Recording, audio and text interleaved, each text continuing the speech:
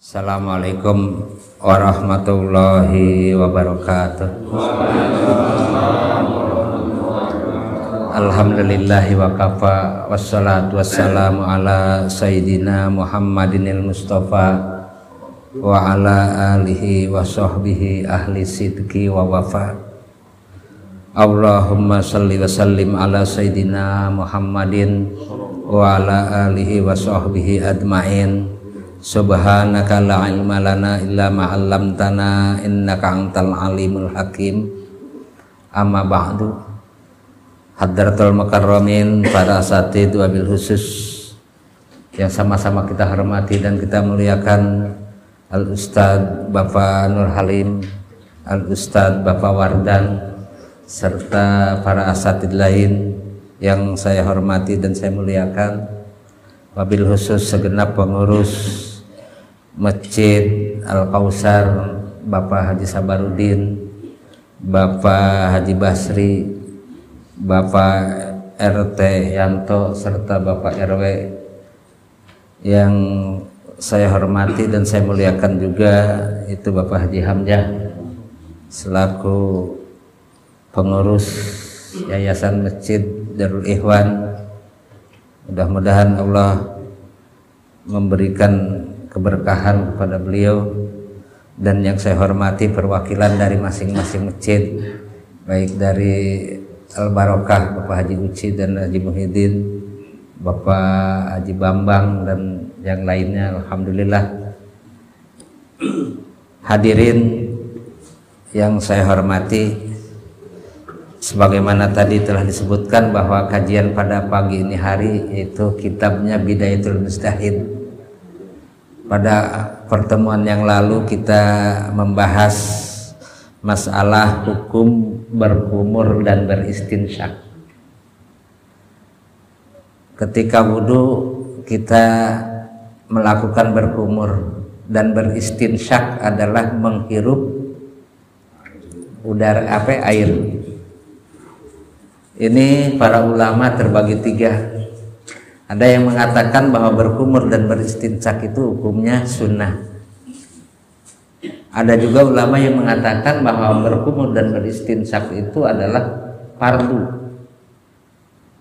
Ada yang mengatakan bahwa istinsyak, menghirup air kemudian mengeluarkan, itu hukumnya fardu, sedangkan berkumur adalah sunnah. Jadi ada tiga pendapat. Kita lanjutkan kajian kita. Bismillahirrahmanirrahim. Al-mas'alatur rabi'atu, persoalan yang keempat, min tahdidil mahali, mengenai batasan tempat. Yang dimaksud tempat di sini batasan muka. Setelah kita berkumur dan beristinsyak, yaitu kita diperintahkan untuk membasuh membasuh muka. Yang jadi persoalan batasan muka itu mana? Ini terjadi perbedaan para ulama. Ittafaqal ulama'u, para ulama telah sepakat ala annal ghuslal wajhi, bahwasanya membasuh muka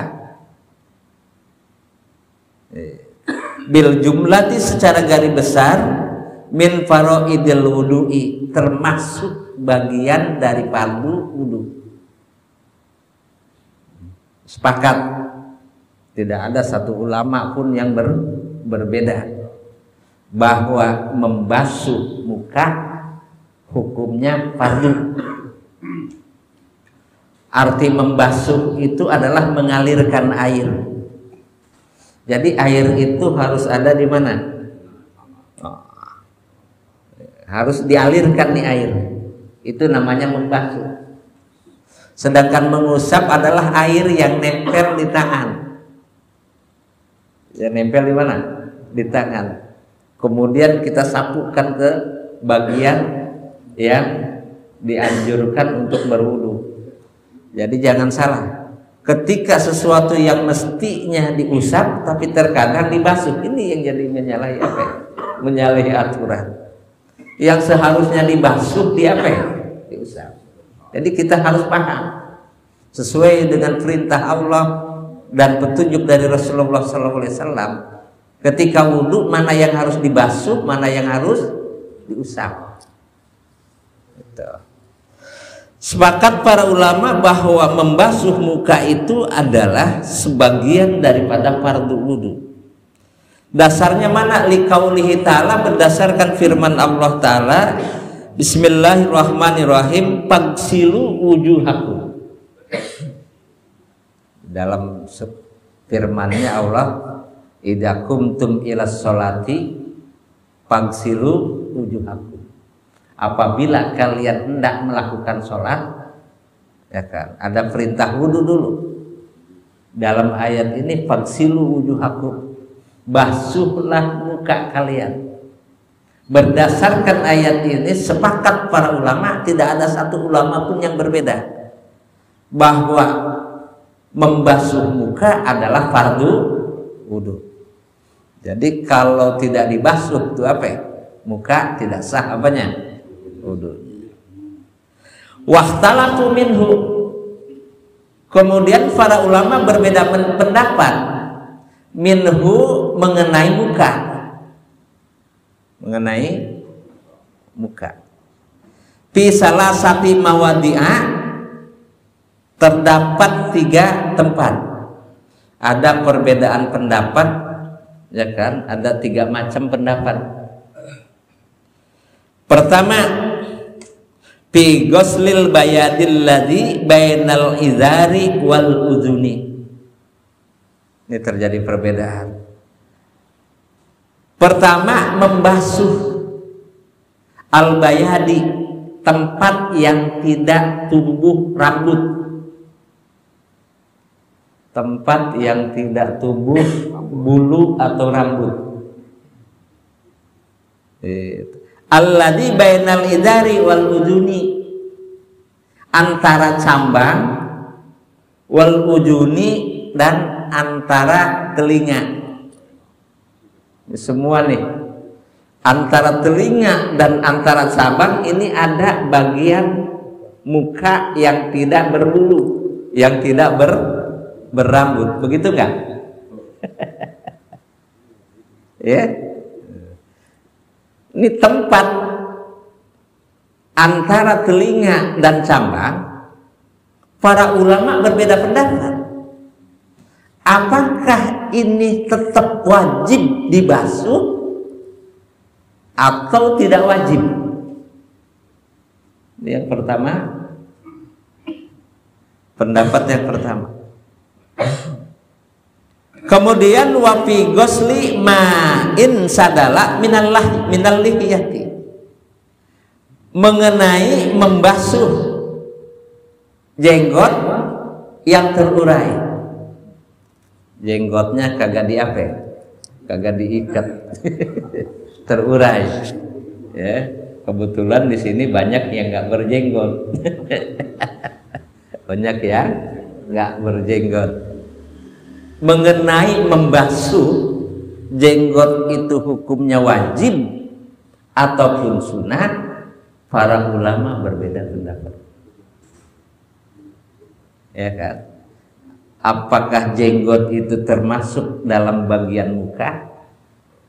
Kalau jenggot masuk ke dalam bagian muka, jenggot wajib dibasuh. Tapi kalau jenggot tidak termasuk ke dalam bagian muka, ya kan, maka hukum membasuh jenggot tidak wajib. Ya, itu. Yang keberapa itu? Yang kedua. Yang ketiga, wafi tahlilil lihyati, mengenai menyelang-nyelangnya jenggot. Jenggot itu diselang-selang, ya kan? Ini wajib ataupun tidak? Ini pun para ulama berbeda pendapat. Ada yang mengatakan wajib, ada yang mengatakan tidak. Ya kan? Itu.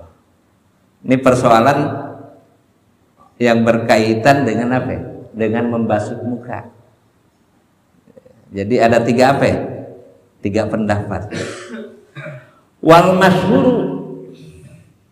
min madhabi Malikin, yang paling masyhur dari madhab Imam Malik, annahu bahwasanya laisal bayadul ladzi bainal izari wal uduni minal majzi.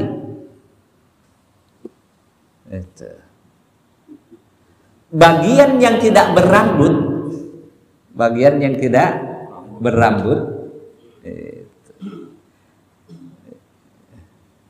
alladzi bainal idari wal uduni, yang terdapat antara cambang dengan apa ini?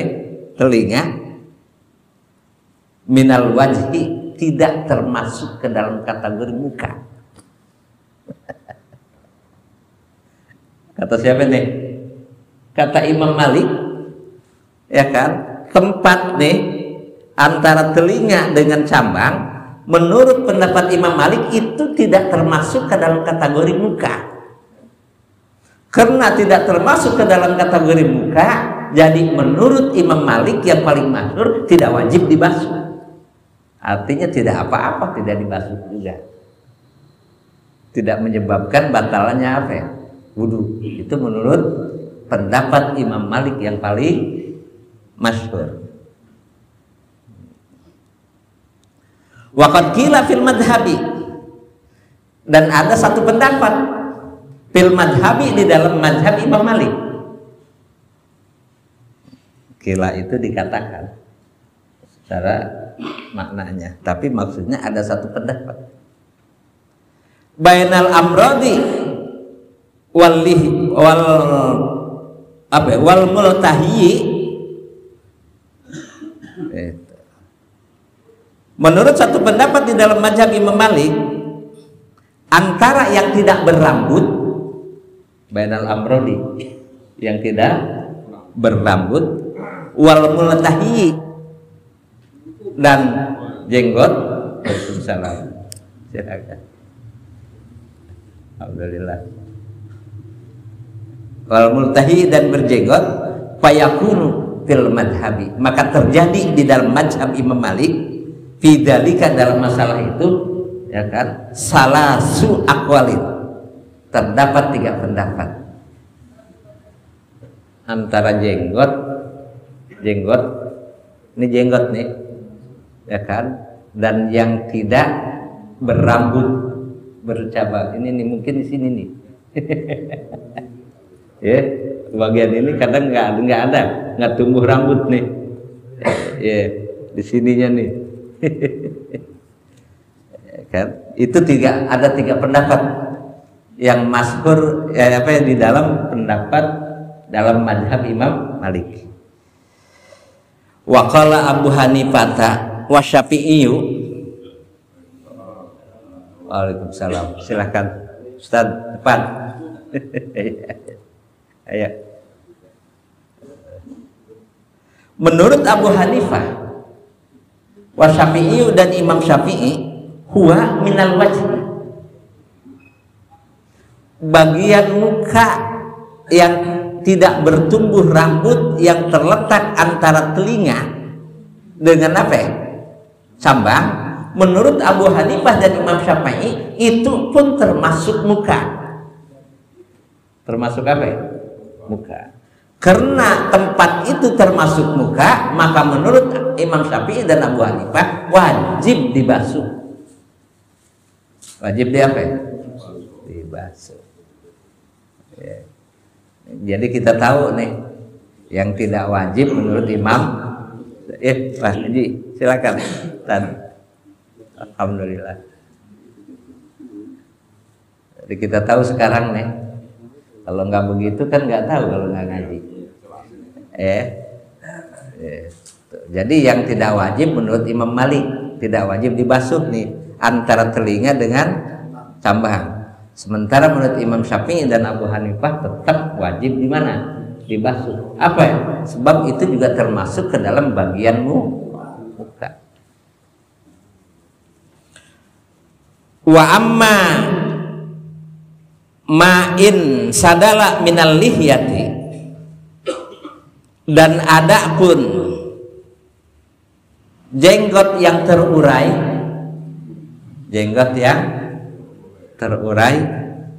pada haba malikun, menurut Imam Malik, ila wujubi imrolil ma'i alaihi, wajib mengalirkan air, alaihi pada jenggot yang terurai. Jenggotnya panjang ataupun pendek, yang jelas itu terurai. Menurut Imam Maliki, air itu wajib dialirkan.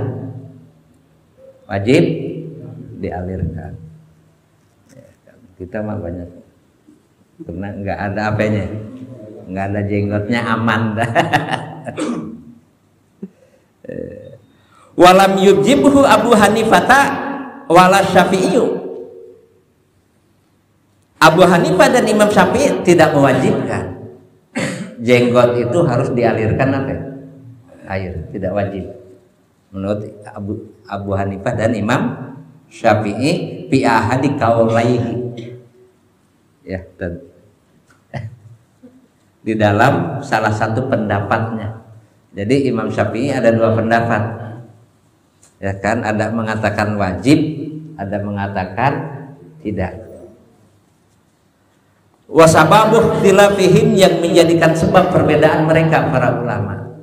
Kenapa para ulama itu berbeda pendapat di dalam membasuh muka, bagian-bagian muka yang harus dibasuh, termasuk masalah jenggot. Kenapa mereka itu bisa terjadi pendapat? Apa sebabnya? Ini yang harus kita ketahui bersama. Fi hatainil mas'alaitaini, di dalam dua masalah ini, huwa, yaitu khafa'u tanawuli ismil wajhi lihadainil mawadi'aini. Yang jadi masalah, terjadi perbedaan pendapat mengenai membasuh muka karena tidak jelasnya penamaan muka, ya kan, penamaan muka tidak dijelaskan secara rinci di dalam ayat tersebut. Ya, ayat itu hanya menjelaskan, hanya menyatakan faksilu wujuhakum, basuhlah muka kalian. Tidak dijelaskan secara rinci, ya kan, penamaan yang termasuk ke dalam kategori muka. Mana aja yang masuk ke dalam kategori muka, nggak dijelaskan di dalam ayat itu.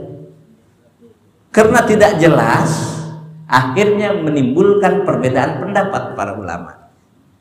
Ya kan, itu yang menjadi penyebabnya. Lihadainil mawdi'aini, itu kedua tempat.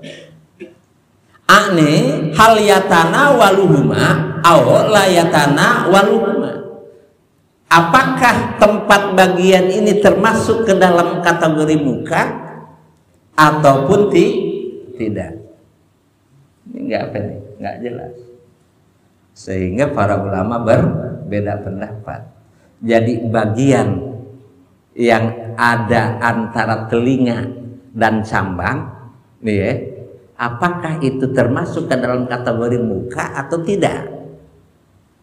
Kalau ulama yang mengatakan itu pun masuk ke dalam kategori muka, maka wajib dibasuh ketika wudhu. Tapi kalau itu tidak termasuk ke dalam kategori muka, maka tidak wajib dibasuh. Menurut Imam Maliki itu tidak masuk ke dalam kategori muka. Menurut Imam Syafi'i dan Imam Maliki, Imam Ahmad, Imam Abu Hanifah, itu wajib dibasuh. Itu penyebabnya. Wa amma tahlilul lihiyati, dan adapun menyelang-nyelang jenggot, pamadhabu Malikin, maka menurut madhab Imam Malik, annahu laisa wajiban. Kalau nyelang-nyelangnya tidak wajib menurut siapa? Imam Malik. Tetapi mengalirkan airnya kemana? Ke jenggot itu hukumnya wajib. Ya. Itu. Wabihi qala Abu Hanifata wa Syafi'i fil wudu'i. Sama sependapat dengan madhab Imam Malik, yaitu pendapat Abu Hanifah dan Imam Syafi'i fil wudu'i, di dalam masalah wudu, ya kan, bahwa menyelang-nyelang jenggot ketika wudu hukumnya tidak wajib, hanya sunnah. Wa aujabahu Ibnu Abdul Hakam min ashabi Malik. Sedangkan Ibnu Abdul Hakam sebagian dari pengikut Imam Malik atau ashab Imam Malik mewajibkan menyelang-nyelang apa? Jenggot harus di apa? Selang-selang begini. Bukan hanya mengalirkan tapi di selang-selang pun wajib. Itu adalah menurut pendapat pengikut Imam Malik. Wasababuh tilafihim, yang menjadikan sebab perbedaan mereka fidalika mengenai hal itu, menyelang-nyelang apa? Jenggot. Itu ikhtilafuhum, terjadi perbedaan mereka fi sihatil asari, mengenai sahihnya hadis. Ada suatu hadis itu yang menyatakan ketika wudu jenggot harus di selang-selang. Nah, hadis tersebut menurut para ulama tentang kesohihannya perlu dipertanyakan. Jadi menurut sebagian ulama itu hadis tidak sahih, karena hadis tidak sahih tidak dijadikan dasar pegangan. Menurut sebagian ulama itu hadis sahih. Ini yang jadikan sebab. Ya kan? Fi sihatil asari allati warada fiha al-amru bi tahlilil lihyati. Ya kan, hadis yang ada yang memerintahkan bi tahlilil lihyati tentang menyelang-nyelang apa? Jenggot. Wal aksaru, dan kebanyakannya ala annaha, bahwasanya hadis-hadis tersebut ghairu sahihatin, tidak sahih. Hadis yang menyatakan perintah tentang jenggot harus diselang-selang itu kebanyakan hadis tidak sahih. Karena tidak sahih tidak bisa dijadikan dasar hukum. Karena tidak bisa dijadikan dasar hukum, artinya menyelang-nyelang jenggot hukumnya tidak wajib. Annal asar sohaha, bahwasanya hadis-hadis yang sahih allati warada fiha, yang terdapat fiha di dalam menyelang-nyelang jenggot itu, yaitu sifatu wudu'ihi alaihi salam, adalah tentang cara wudunya Nabi alaihi salam. Laisa fi syai'in minha at-tahlilu, di dalam hadis itu tidak ada, ya kan, yang menjelaskan tentang menyelang-nyelang. Tuh persoalan yang berkaitan dengan muka. Sekarang al-mas'alatul khamisatu, masalah yang kelima, minat tahdidi, mengenai batasan tangan. Setelah membasuh muka, membasuh tangan. Apa itu yang masuk di dalam tangan? Mana aja yang termasuk ke dalam tangan? Perintahnya hanya membasuh tangan. Fagsilu wujuhakum wa aydiyakum ilal marafiq. Basuhlah juga, ya kan, tangan ilal marafiq, sampai sikut. Ini para ulama terjadi perbedaan pendapat.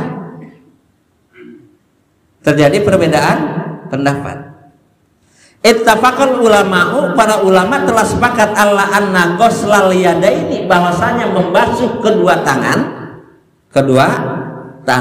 wa dhira'aini. Ini sebut apa ini? Lengan apa? Lengan. Ya kan? Lengan. Jadi membasuh tangan berarti ini. Dan lengan lengan itu. Min furudil wudu'i, adalah termasuk bagian dari fardu wudu. Makanya di dalam ayat Al-Qur'an, as-sariqu was-sariqatu faqta'u aydiyahuma. Itu ayat. Ya kan? Pencuri laki-laki dan pencuri perempuan, faqta'u aydiyahuma, maka potonglah kedua tangannya. Itu ayat. Tangan. Yang dimaksud tangan di dalam ayat itu adalah ini. Jadi ketika pencuri itu mencuri, maka wajib dipotong tangan. Yang dipotong adalah dari pergelangan ini sampai enggak termasuk apa ini? Lengannya. Itu ayat tuh. Ya. Sedangkan di dalam ayat wudu wa aydiyakum dan kedua tangan sama kan? Faqta'u aydiyahuma. Potong kedua tangannya, bukan dari sini yang dipotong, tapi dari pergelangan tangan. Nah, dalam ayat ini Allah merintahkan ketika wudu basuh kedua tangan. Berarti ada kesamaan tangan ini nih. Ya kan? Tapi sepakat para ulama ketika wudu yang harus dibasuh kedua tangan ini berarti dan lengan. Sepakat tuh para ulama. Itu. Liqaulihi ta'ala berdasarkan firman Allah Ta'ala wa aydiyakum ilal marafiq wahtalafu. Kemudian mereka para ulama berbeda pendapat setelah sepakat bahwa ketika wudhu tangan harus dibasuh, yaitu dengan lengannya. Lengan harus tetap dibasuh, wajib dibasuh. Ini sepakat para ulama. Kemudian timbul persoalan perbedaan mereka fi idkhalil marafiqi fiha, mengenai memasukkan marafiq sikut fiha di dalam membasuh.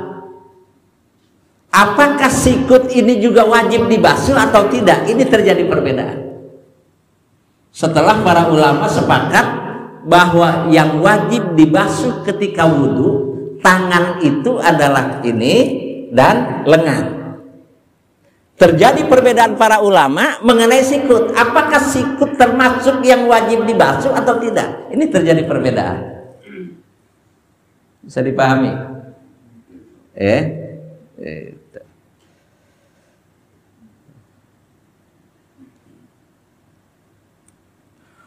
Fadhahaba jumhur ulama telah berpendapat, kebanyakan para ulama berpendapat, wa malikun, begitupun Imam Malik, wa syafi'iyu, Imam Syafi'i, wa Abu Hanifah dan Abu Hanifah, ila wujubi idkhaliha, wajib memasukkan sikut ke dalam wudu. Artinya sikut ini wajib dibasuh. Wajib dibasuh. Ya kan? Jumhur ulama, Imam Maliki, Imam Syafi'i dan Abu Hanifah ketika berwudu membasuh tangan, maka sikut harus dibasuh. Harus dibasuh. Kalau sikut tidak dibasuh, menurut jumhur ulama dan ketiga ulama ini tidak sah tidak sah wudunya. Karena harus dibasuh itu sikut, berarti harus dilewatin. Tidak pas sini, tidak. Jadi harus lewat. Wajahaba ba'du ahli zahiri, sedangkan sebagian ulama ahli zahir berpendapat kalau mendengar kata-kata ahli zahir, dia hanya terfokus pada tekstual. Pada teksnya itu nas. Dia tidak berusaha dan tidak berpendapat mengenai mafhum atau pemahaman daripada teks itu. Itu disebut dengan ahli zahir. Itu. Dia nggak memahami itu maknanya, nggak mau dia memahami itu. Ya kan, berdasarkan teksnya itu begitu, ya begitu. Jangan dipahami lain. Fankihu ma tobalakum minan nisa, nikahilah oleh kalian, ya kan, wanita-wanita yang kau senangi, masna, dua, berapa? 4, wasulasa dan 3, berapa? 6 dengan 4 berapa? 10. Waruba'a dan 4 jadi berapa? 8. 10 dengan 8, 18. Menurut ahli zahir itu ayat pahami berdasarkan itu apa adanya, jangan dipahami lain. Jadi kawin lebih dari 4 istri menurut ahli zahir boleh. Ya, sedangkan menurut ulama Imam Syafi'i, Imam Maliki, Imam Ahmad bin Hambal, Abu Hanifah, ya kan, masna itu maknanya 2. Waruba wau di sana maknanya au, bukan menggabungkan. Au 2 atau 3, bukan 2 dan 3. Kalau 2 dan 3 jadi berapa ya? 5. 2 atau 3. Kalau mampu 2, 2. Kalau mampu 3, 3. Au tuh. Kalau lebih mampu lagi 4. Begitu. Ini boro-boro 4, 2 juga.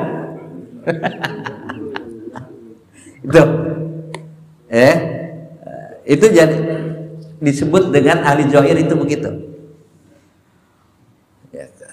Wa ba'du mutaakhiri ashabi Malikin, dan sebagian pengikut Imam Malik yang mutaakhir, yang belakangan datangnya, ya kan. Jadi para pengikut Imam Malik datangnya kemudian sama pendapatnya dengan ahli zahir. Wa Tabari, begitu kan Imam Tabari, illa annahu, bahwasanya la yajibu idkhaluha fil ghusli, tidak wajib memasukkan apa ini, sikut ketika membasuh tangan, tidak wajib. Jadi cukup telapak tangan beserta lengan, sikut tidak wajib. Itu menurut sebagian daripada pendapat pengikut Imam Malik, dan Imam Tabari itu berpendapat semacam itu. Wasababu fi ikhtilafihim, yang jadikan sebab perbedaan mereka fidzalika, dalam hal itu, dalam hal membasuh apa ini, sikut, apakah termasuk bagian yang harus dibasuh ataupun tidak. Penyebabnya apa? Al istirakul ladzi fi harfi ila, yaitu istiraknya atau mustaroknya alladzi fi harfi ila, ya kan, di dalam huruf ila. Di dalam hukum ada yang disebut nas itu mustarok, ada disebut muradif. Di dalam bahasa Indonesia juga ada itu nanti. Mustarok kalimatnya satu, nama maknanya lebih dari satu. Itu apa ya? Mustarok, ya kan? Itu kalimatnya satu, maknanya lebih dari satu, itu mustarok. Sedangkan muradif kata-kata banyak tapi maknanya satu.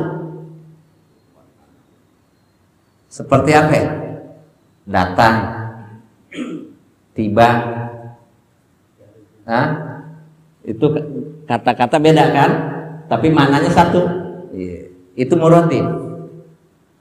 Sedangkan mustarok kata itu satu tapi mengandung arti lebih dari satu. Bisa, bisa itu apa ya? Kemampuan untuk melakukan sesuatu, ya kan? Tapi bisa itu bisa berarti kata-kata racun. Bener nggak? Betul? Bisa apa ini? Bisa ular. Ya, itu yang disebut dengan mustarok. Kalimatnya satu tapi maknanya lebih dari satu. Nah, di dalam hal ini, waksilu wujuhakum wa aidiyakum ilal marafiq, basuhlah kedua tangan kalian ilal marafiq, sampai sampai sikutnya. Ilah di situ maknanya apa? Menurut para ulama, ilah di sini mengandung arti mustarok. Arti mustarok. Artinya ilah itu maknanya lebih dari satu.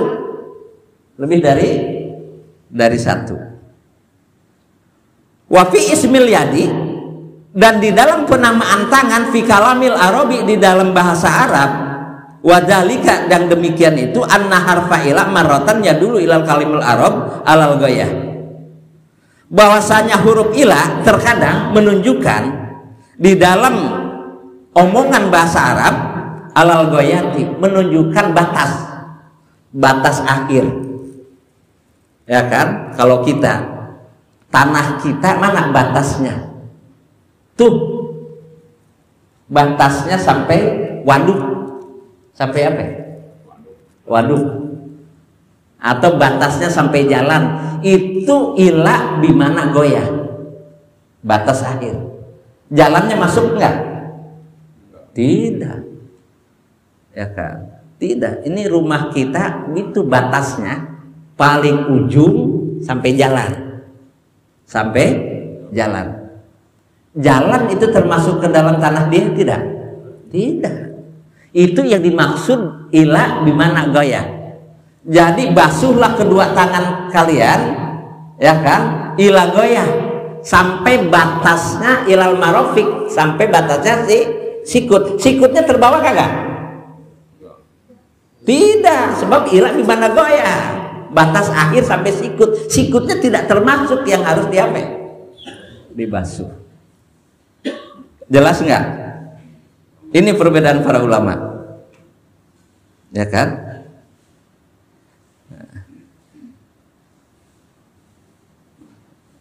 Wa marratan yakunu bimakna ma'a, dan terkadang ila itu bimakna ma'a, maknanya itu serta, maknanya serta. Jadi batas membasuh kedua tangan itu beserta sikutnya, beserta sikut, berarti sikut masuk ke dalam bagian yang harus diapain? Mana batasan tanah kamu? Tuh, ya kan?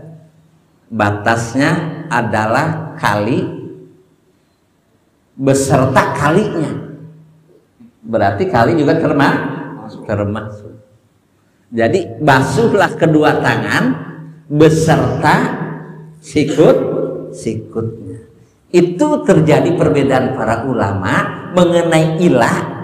Apakah ilah itu maknanya batas, atau ilah itu bimana ma'a, artinya serta, memasukkan sikut ke dalam persoalan yang harus dibasuh. Itu terjadi perbedaan para ulama. Jadi jangan menyalahkan satu sama lain. Kalau kita berpendapat terhadap Imam Syafi'i, ya kan, berarti wajib dibasuh ininya, berarti harus dilewatkan. Tapi nanti kalau ada orang di tempat lain, dia membasuhnya cuma sampai sini doang nih, nggak dilebihkan kemana, ke lengannya, ke ininya nih, ya kan? Jangan disalahkan, itu fikihnya. Itu fikihnya. Jadi fikih itu adalah produk hasil pemikiran para ulama. Perintahnya itu wajib membasuh tangan. Itu perintah, tidak bisa tidak bisa diganggu gugat lagi. Kalau ada orang wudhu, tangan itu tidak dibasuh, maka tidak sah dia. Tidak sah wudhunya. Sebab itu perintah nas Al-Quran. Fikihnya di mana? Itu fikihnya tadi. Batasan tangan itu mana? Apakah ilah di dalam ayat itu maknanya batas akhir, atau ilah itu bimana ma'a, serta. Ini terjadi perbedaan para ulama. Jelas nggak? Nah, itu yang saya bisa sampaikan pada pagi ini hari, mengingat waktu sudah sudah siang, ya kan? Silahkan kalau kurang paham, ada yang nanya silahkan, ya kan? Assalamualaikum warahmatullahi wabarakatuh.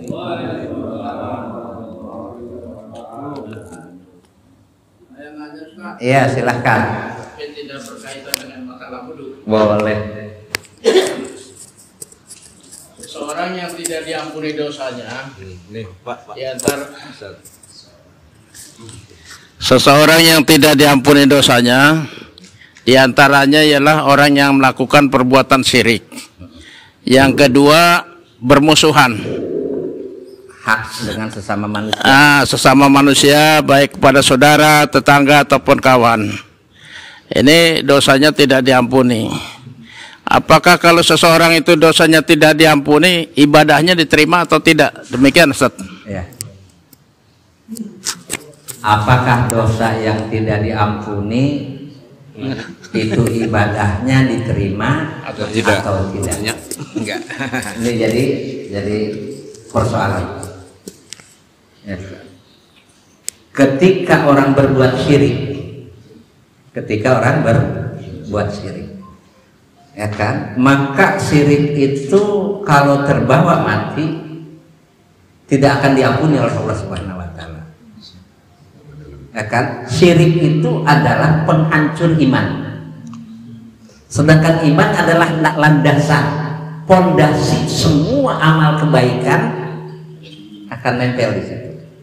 Kalau kagak ada iman, sehebat apapun dia amal baik, ibadahnya luar biasa, imannya kagak ada, imannya hancur, pondasinya hancur, maka seluruhnya kagak ada arti apa-apa.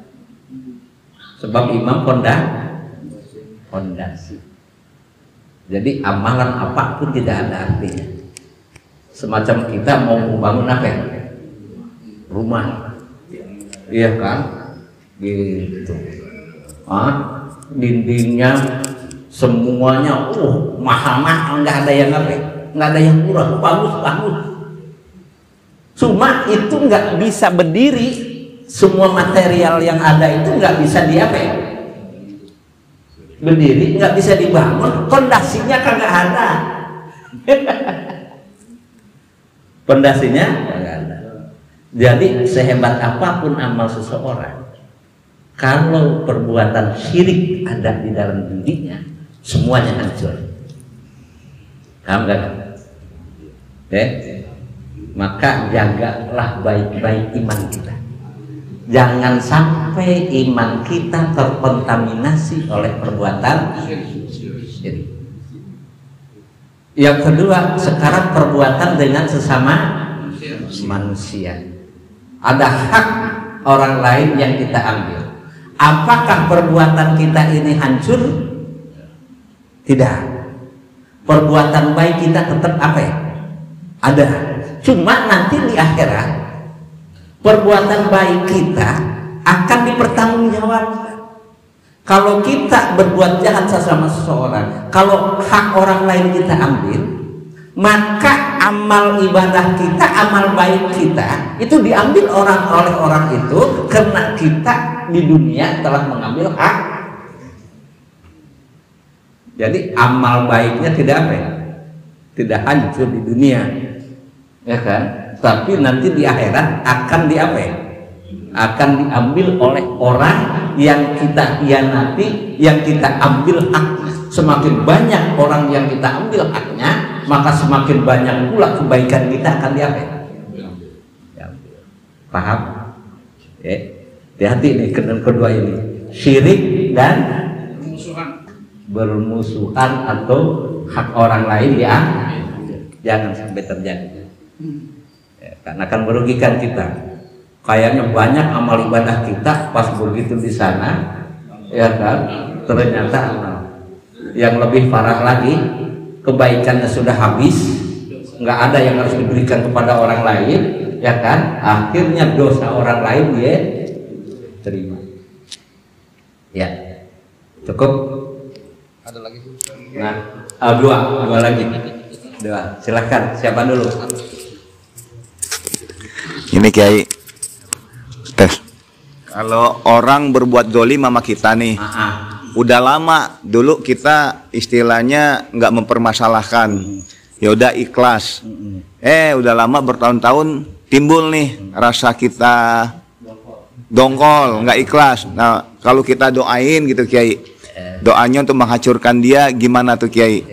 Masih diterima nggak Kiai ma Allah Kiai? Ada kemungkinan orang ini dijolimi, cuma dia nggak sadar bahwa dijolimi, ya kan? Waktu itu kemungkinan hatinya masih dianggap biasa aja. Lama-lama kepikiran juga. Ingat, direnung-renung, dipikir-pikir, iya juga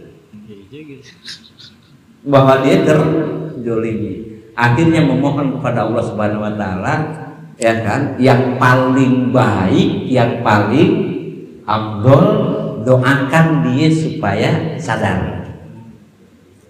Itu yang paling apa? Ketika kita zolimi, itu doa yang paling baik. Ya kan? Bolehkah seseorang mendoakan jelek terhadap orang yang menzolimi? Boleh, dengan catatan ada niat supaya Allah menyadarkan dia. Barangkali dengan dia ditimpa musibah orang itu supaya sadar dia, ya kan? Jangan sampai dia berbuat zolim terhadap orang lain. Akibat dari kezoliman, ya kan, Allah akan bayar cash. Makanya doa yang terzolimi itu makbul, ya kan? Boleh kalau ada niatnya untuk menyadarkan orang itu. Tapi kalau semata-mata menghancurkan sehancur-hancurnya, ya kan, itu juga tidak boleh. Paham, Pak Dokter? Ya. Udah, satu lagi. Pak Kiai, saya mau nanya Kiai. Ya. Ngomong temanya soal ibadah, saya mau nanya Kiai. Ini di surat Al-Baqarah ayat 238 disebutkan bahwa Allah berfirman, jagalah sholatmu dan jagalah sholat wusta. Apa itu sholat wusta, Kiai? Jagalah sholatmu, hafizu ala sholawati was sholatil wusta. Pelihara oleh kalian, jaga oleh kalian sholat 5 waktu, terutama sholat wusta. Wusta itu secara bahasa adalah pertengahan. Para ulama berbeda pendapat. Yang dimaksud dengan sholat wusta itu adalah sholat subuh. Jaga dengan hati-hati, jangan sampai tertinggal sekali. Ya kan, terutama sholat berjamaah, jaga, pelihara. Sebab sholat subuh adalah sholat menjelang perbedaan antara waktu malam dengan siang. Pelihara itu baik-baik. Jangan sampai kita tertinggal sholat subuh. Itu yang dimaksud sholat wusta. Ulama yang kedua berpendapat bahwa yang dimaksud sholat wusta itu adalah sholat asar. Sholat asar adalah sholat peralihan antara siang dengan malam. Kalau subuh antara malam dengan siang, ya kan. Sholat asar adalah waktu yang sangat nanggung. Benar kagak? Apalagi para karyawan, para pekerja. Ya kan, pulang dari kantor jam berapa? Kita terlepas pendapat yang mana yang paling benar. Yang jelas memahami sholat wusta, para ulama terbagi dua. Yang dimaksud adalah sholat subuh. Wajar, sholat subuh harus dipelihara. Enak tidur. Harus apa ya? Harus bangun. Apalagi hujan rincik-rincik, males banget. Yang kedua, sholat apa ya? Asar. Wajar juga, sebab sholat asar adalah sholat nanggung. Lagi di perjalanan mau pulang rumah. Iya. Umumnya orang, ya kan, agak banyak tertinggal sholat apa? Sholat asar. Paham? Ya, jadi ada 2 pendapat. Ada yang nanya nanti, insya Allah kita tutup aja dulu, ya kan? Sekian, lebih kurangnya mohon maaf bila mana apa yang saya sampaikan kurang bisa dipahami, ya kan? Mudah-mudahan sih paham. Yang lebih baik lagi, mudah-mudahan Allah senantiasa memberikan taufik dan hidayah kepada kita semuanya, dan Allah senantiasa memberikan keistiqomahan bagi kita. Itu yang lebih apa? Yang lebih baik. Mohon maaf barangkali mau menjelang Ramadan banyak salah-salah kata, salah ucap atau sikap saya yang kurang berkenan, mohon dibukakan pintu maaf yang sebesar-besarnya. Insya Allah kalau para hadirin nggak ada salahnya sama saya, ya kan? Jadi nggak perlu dimaafkan, nggak ada salah. Kalau yang banyak ngomong banyak salah. Ya, baik. Ya, itulah yang saya bisa sampaikan pada pagi ini hari. Sekian, assalamualaikum warahmatullahi wabarakatuh.